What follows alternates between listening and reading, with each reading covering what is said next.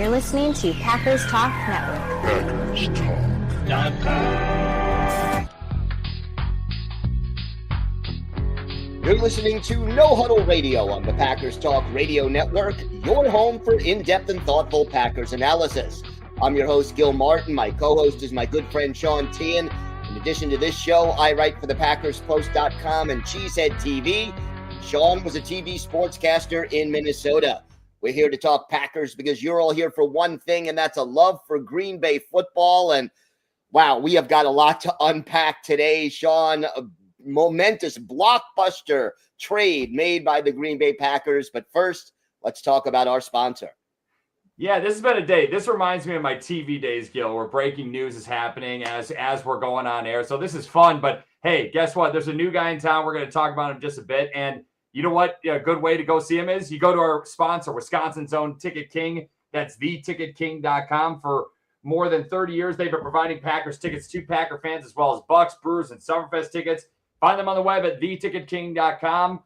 Visit their locations at Green Bay and Milwaukee. That's theticketking.com. It's right there. The link is right there on your screen if you're following us on YouTube and Facebook. Thank you so much for tuning in. And you know what? If you're tuning in on Facebook and YouTube right now, boy, yeah, you're good timing on your part, because Micah Parsons, there was a lot of chatter. It seemed to be a lot of fodder that was fiction.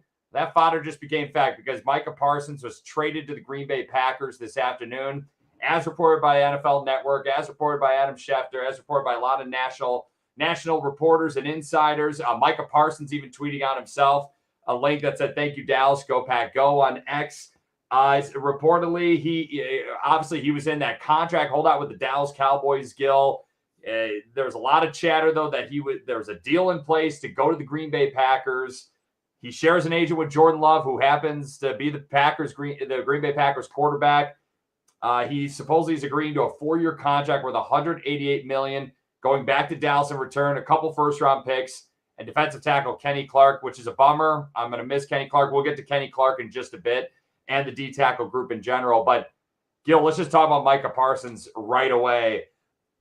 This is substantial. I mean, this is substantial. 2 first-round picks, which the Packers, they love to hoard their draft picks. But reportedly, they were in on Khalil Mack back in 2018 before losing out to the Bears at the final deadline, it seemed like, right before the season. Is this deal worth it? 2 first-round picks and a prominent player in Kenny Clark. Is this deal worth it in your opinion? You know, I think it is, but wow. I mean, here's how I'm looking at it. Brian Gutekunst, after last season, talked about urgency. Well, here's your urgency, okay? Yeah. He just took all his chips, put them in the middle of the table, and he is going to put all his chips down on the next few hands, win or lose. And I think right now, you know, the one thing the Packers had coming into this move, they had a lot of really good players. They did not have a lot of glaring weaknesses. They had some question marks, but no glaring weaknesses. But now they just gained another impact player, which is the one thing that separates contending teams for the playoffs and teams that contend for the Super Bowl. You wanted your urgency. You got it. Micah Parsons, one of the best, if not the best pass rushers in the game, is now a Green Bay Packer. And now the big question, though, is, Gil, and the thing is, what is so remarkable about this is that you don't see these kind of trades in the NFL. You see these trades in the NBA. You see these trades in Major League Baseball. You don't see this in the NFL. And just this past offseason alone, we had a lot of guys who wanted new contracts or they wanted to be traded. Terry McLaurin, who just recently re-signed with Washington. Trey Hendrickson, who just got a new 1-year deal and a pay raise this year with the Cincinnati Bengals. Myles Garrett said he wanted out. Only a few weeks later, he re-signed a huge contract. TJ Watt, he wanted a new contract. He got one right before training camp. These guys all returned to their teams. That was the common theme. So you felt like, okay, Micah Parsons, it's either he gets traded Green Bay somehow or he goes back to Dallas. And most likely he was going to go back to Dallas. Why would you trade? This is one of the best players, not only on the defensive side of the football. This is one of the best players in football in general. time in NFL history that a player has had 12 or more sacks in each of their 4 seasons. That's Micah Parsons, 26 years old. He just turned 26 in May. Guess what? Brian Gutekunst thrive. He really, really banks on getting free agents who are in their mid-20s. That is right in his wheelhouse. Yep. This deal, to me, if I'm going off the banner right now on our screen, Gil, if the Micah Parsons trade is worth it right now, it absolutely is to me. I think it opens up about a 4-year window where this team has a chance to win a Super Bowl. What it's going to do in year 5, 6, and 7 is a little concerning, but we'll cross that bridge when we get to it, right? I mean, if we can win a Super Bowl in the next 4 or 5 years with Micah Parsons, with Jordan Love, it's worth every penny, and it's worth the 2 first-round picks. And yes, even Kenny Clark, who was a great Packer and who I'm sorry to see leave. But wow. And think about how deep we are now at defensive end. Oh my goodness. Yeah. You have Rashawn Gary, who is I think he's a terrific player. I really do think he's a terrific player. You have a young guy who they like in Barron Sorrell, Brenton Cox Jr., who has shown flashes, Lucas Van Ness, who you spent a premium draft pick on, who you're hoping takes that next step, but we just haven't seen it yet. And this is a critical year, and we've been talking about that. This is it's just so interesting to me. And we'll get to the DN depth and specifically Lucas Van Ness in just a sec. But I want to bring up, though, I saw this, and there's a lot of information coming in, but a lot of reminders regarding the Packers they're giving up 2 first-round picks and Kenny Clark. Kenny Clark is a significant player, obviously, but 2 first-round picks, that's less capital than what was given up for guys like Laramie Tunsil, an offensive tackle for the Washington Commanders, Jamal Adams, who, when he was traded from the Jets to the Seahawks, and he was a huge bust of the Seahawks, Khalil Mack, who the Packers were very much in on, but then lost out to the Bears at the very last second. Deshaun Watson, that deal looks like a lot of buyer's remorse in Cleveland. Jay Cutler, Ricky Williams, Trey Lance. These guys got a lot more draft capital for the teams that they were trading with than Micah Parsons did, a well-established player. So that's another interesting fact right there, where it's like in the end, where it's like, yeah, the first-round picks are nice to have, but you know what? If you're going to the conference championship the next couple of years, those picks won't really matter too much. And look, let's think of it this way. Number one, even without Micah Parsons, the Packers were most likely drafting somewhere in the mid to high 20s, low 30s in the first round, because they were going to be a playoff team most likely again. And you're taking players with those 2 first-round picks who you hope can develop into players that can be even remotely as good as Micah Parsons. You now got a fully developed all-pro caliber player. You don't have to worry about him developing, whether he'll pan out and reach his potential. He's there now. So, yeah, you're giving up 2 lottery tickets, but you're getting a big check in essence instead. The Packers just tweeted out a few minutes ago, Gil, I have to mention this because I do have Twitter open on the other screen over here. If you've ever seen the movie Draft Day, you remember when Kevin Costner, he selects Vontae Mack first overall, and he has that note that says Vontae Mack no matter what. Well, the Packers tweeted out something with a crumpled up essentially slip of paper that said Micah Parsons no matter what. So I think the deal is pretty official in Green Bay at $12.65 Lombardi. Now, going forward regarding this Parsons trade, because this has a lot of legs to it, and we're going to do our best to cover as much of it as possible in this short episode. It's a bummer we only have so much time, Gil, on our hands. But Lucas Van Ness, we've been talking all offseason about how critical this season is for Lucas Van Ness. It's going to determine a lot regarding his future with the Packers, maybe his future in the NFL. And if he's going to be eligible for that 5th-year rookie extension after this season. Supposedly he's had a really good camp.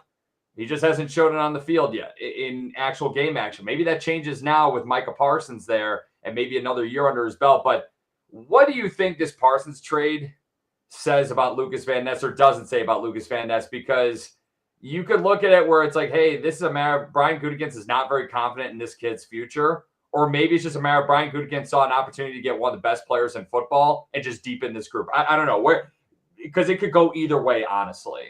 It could be both, but I mean, I think it's more of you had the opportunity to add one of the best players in football and you took it at a premium position, no less. As good as Lucas Van Ness has the potential to become, he is not in the same ballpark. I mean, he's not in Rashawn Gary's ballpark yet, let alone Micah Parsons. So let's not kid ourselves here. I think this trade says a lot more about Parsons than it does about Van Ness. Yeah, I do too. I think that it's definitely more weighed that way. And Brian Gutekunst, it's funny. He talked to the media, what was it, yesterday, on Wednesday? And he doesn't have to talk to the media again until probably the bye week. He only has to talk once. That's his obligation, once during the season.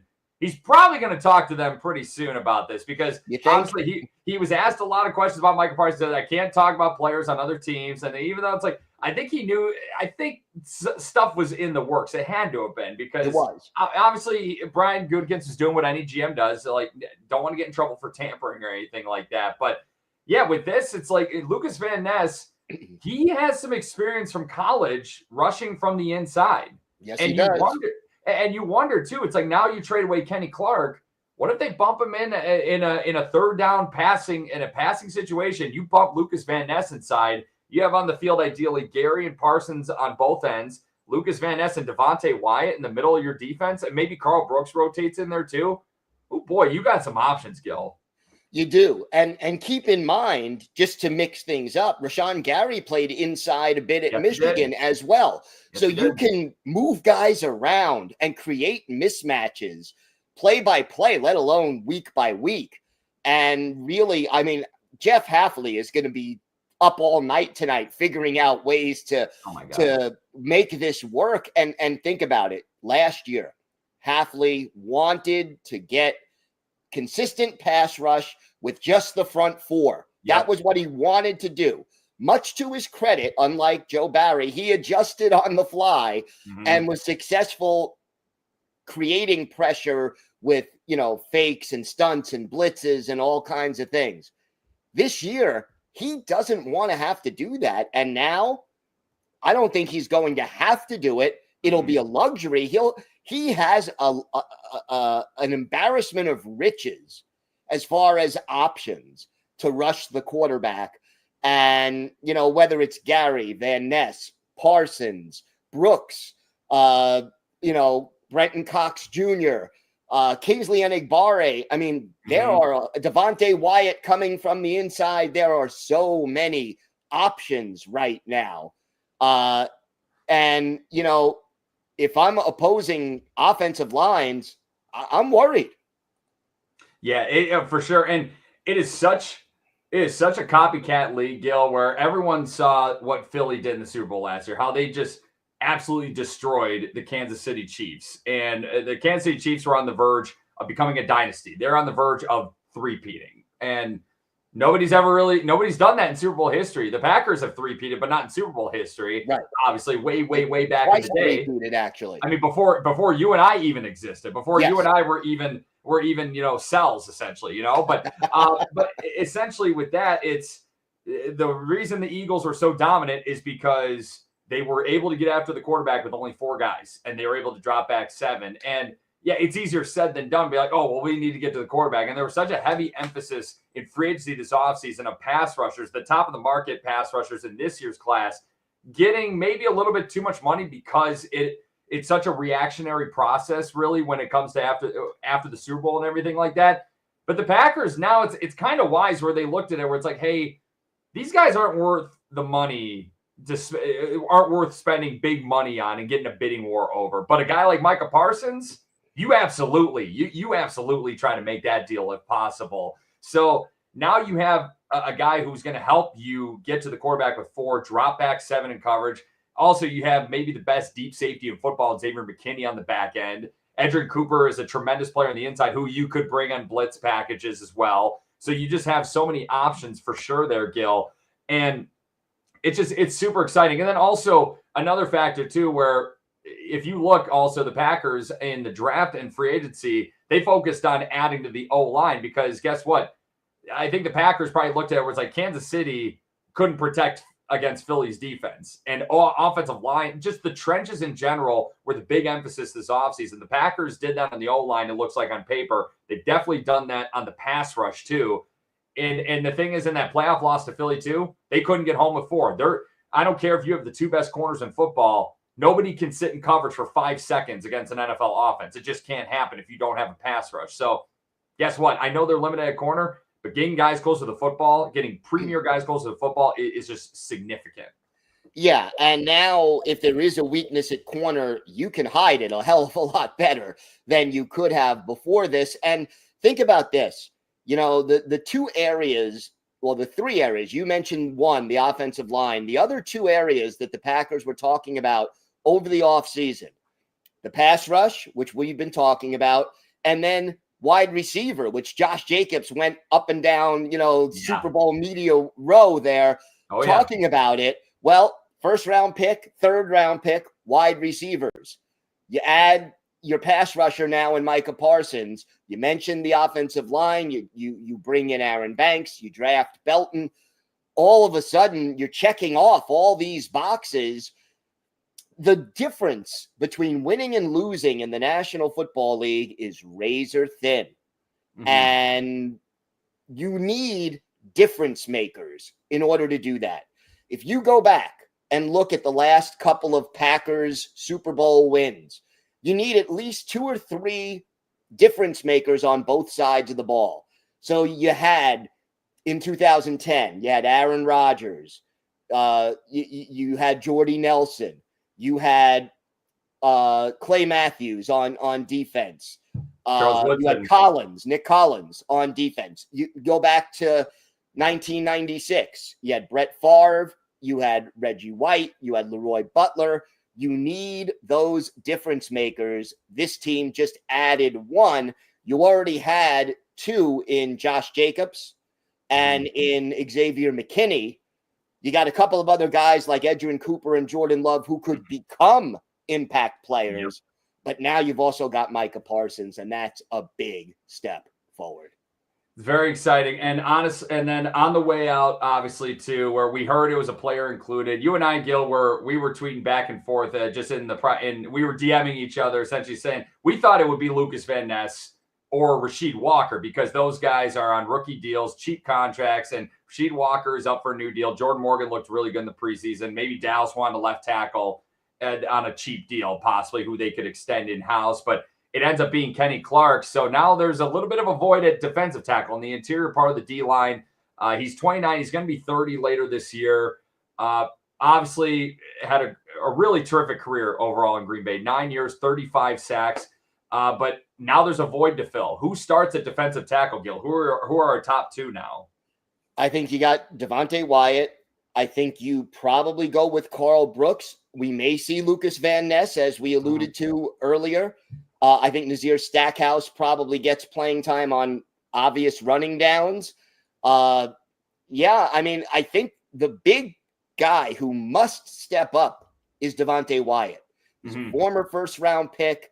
He never played more than 50% of defensive snaps before this year, which is low for a 1st-round pick. Yeah, he's added some juice to the pass rush from the interior.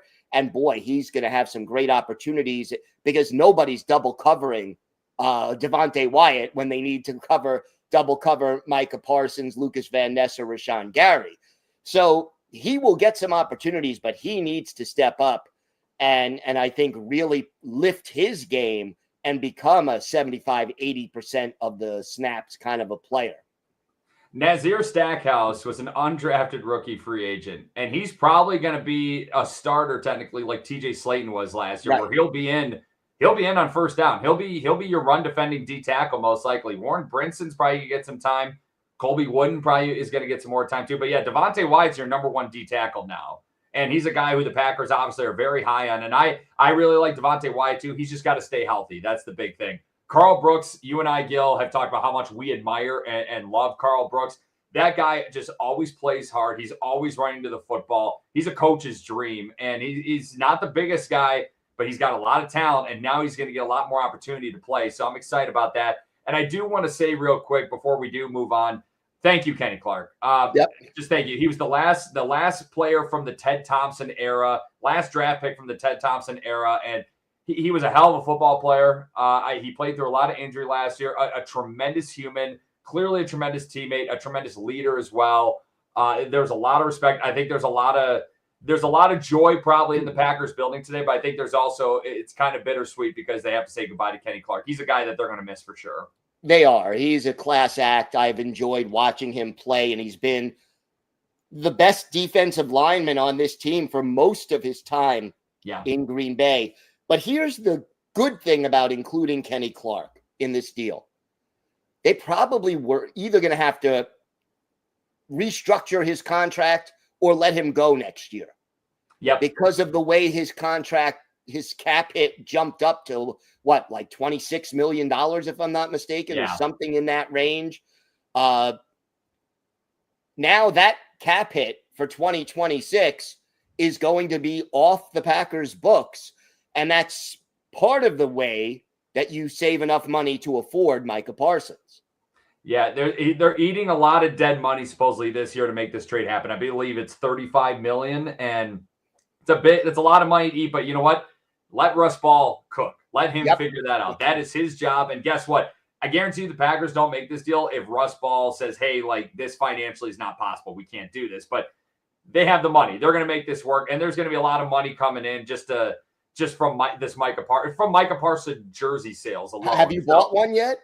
Yeah, and I do want to ask you real quick your jersey prediction for Micah Parsons in a sec. But the GM who made this move, Brian Gutekunst, we gotta talk about him because guess what? Ed Policy he's been non-committal about Gutekunst's future beyond next year, which is when his contract runs out, and Matt LaFleur's future beyond next year as well.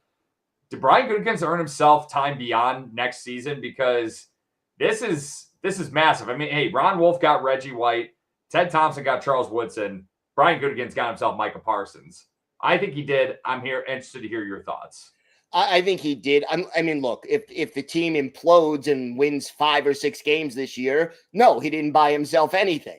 No, but, obviously, if things go according to plan, yes, he has bought himself some time. And I don't think he was on – I think the talk about Gutekunst and LaFleur being on the hot seat is a little overblown at this point. No, Policy hasn't committed to them yet. But at the same time, they've been consistently successful over the course of their tenure. But this is designed to take that next step, which is the one, the one thing, and we've talked about it earlier, is Matt LaFleur a top 10 coach? Well, the reason that a lot of people didn't have him in the top 10 is because his lack of playoff success, especially recently, back-to-back NFC championship games in his first 2 seasons, and then 1 or 2 wins in the playoffs since then. Well, this move is designed to get over that hurdle. And for both Gutekunst and LaFleur, it's put up or shut up time, right? For sure. And you got to wonder too, Ed Policy, this is his first month in charge, not first couple months, first month in charge. Yeah. And this happens. Do you think Ed Policy had an influence on this trade? Well, I think he had to sign off on it. So at the very least, he had to approve it. So yes, he was definitely involved in the decision-making to the extent that he had to approve it at least. And I think just as a philosophy, he said, if you can get this guy, get him.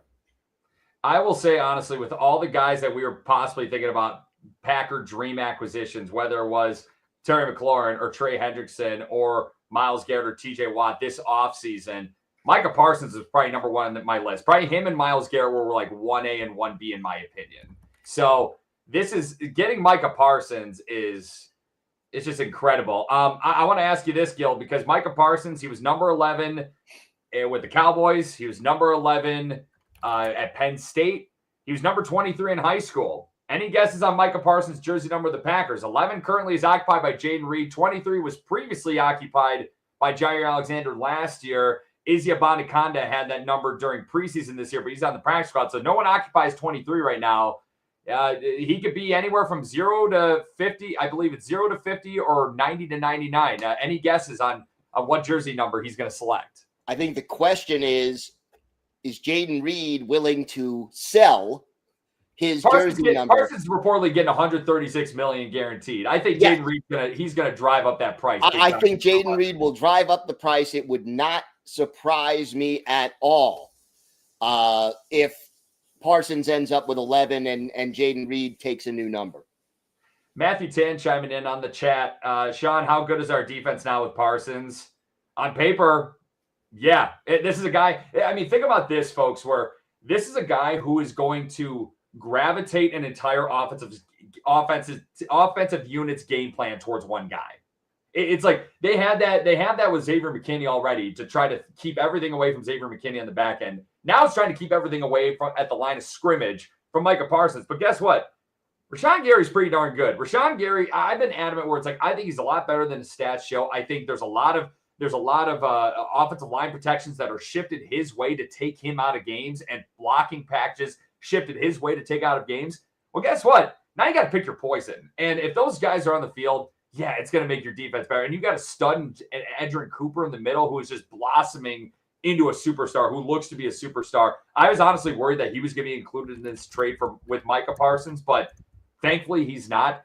Matthew, yeah, I think on paper they should be a better defense. I think Jeff Hafley is no dummy as a defensive coordinator. He got so much juice out of that defense last year. This is only going to amplify that team for sure.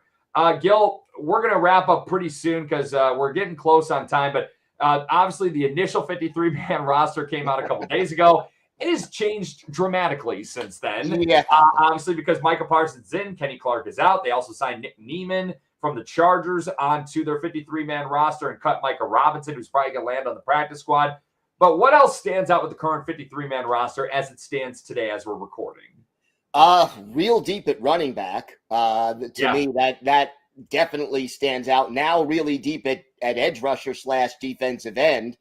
And I think, the linebacking group is better than it has been in Green Bay in quite some time. Yeah, I agree. And it was pretty crazy that they're only keeping 4 linebackers right now on the team. But now now 5. Now it's a 5th with Parsons, but Parsons is just no. The player they signed for special teams. Oh yeah, Nick Neiman. Yeah, thank you. Geez, I'm so involved in the Parsons talk, Gil. I'm losing my mind. So I think the mind is racing. I think the coolest thing with the current 53-man roster, Gil, we thought Bo Melton would make it, and Bo Melton did make it, and it's awesome. And Brian Gutekunst did talk about that on Wednesday, where he did not seem like a fish out of water this training camp, and the transition has seemed pretty seamless. He's a guy that they really wanted to make this football team, and he's actually making this football team, which is just so freaking awesome. The Packers also trading for some offensive line depth with the Eagles, getting Darian Kennard, a guy who played tackle and guard. Good depth piece, it seems like. I thought they would look outside the organization, so I'm not surprised that they did add someone from outside the building to improve that O-line depth in Green Bay. Yeah, no, not surprised because none of the reserve linemen really stood out in a good way during preseason and training camp. Kind of disappointed that Taylor Elgersma did not end up on the practice squad. I really enjoyed watching him play, but can't say I'm shocked either. And yeah, real quick with Taylor Elgersma and Sean Clifford, both not on the Packers practice squad, but they brought back a lot of guys.